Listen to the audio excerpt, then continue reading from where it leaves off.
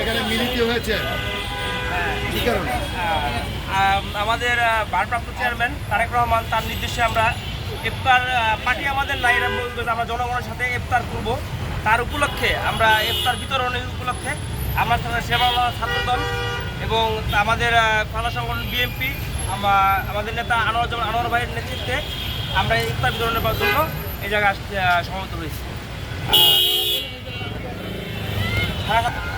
আমার ছাত্রদলের পক্ষ থেকে আমাদের শহীদ সহযোগিতা করেছে অনেকেই, আমার ছোটো ভাই রাব্বি, হারুন, তারপর নিয়াসুম, নিফাস, তারপর তুমির, হাসিব, হাসান, ইমো, তারপর থেকে ধন্যবাদ। আমাদের আরও রয়েছেন আমাদের থানা বিএনপি অন্যতম যুগ্ম আহ্বায়ক তোফায়েল আহমেদ ভাই।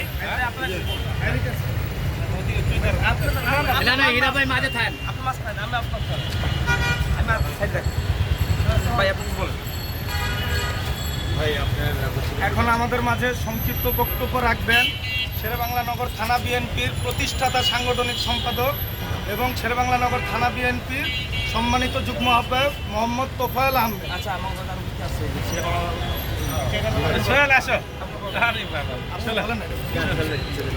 আমাদের মাঝে উপস্থিত আছেন শেরেবাংলা ঢাকা মহানগর উত্তর সেবক দলের সিনিয়র যুব সম্পাদক সোহেল ভাই।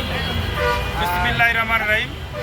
আজকে শেরেবাংলা নগর থানা ছাত্র দলের উদ্যোগে এই আমাদের ৯৯ নম্বর ওয়ার্ডের ছাত্র দলের উদ্যোগে শেরেবাংলা নগর থানার ছাত্র দলের এবং ৫ জন সেক্রেটারি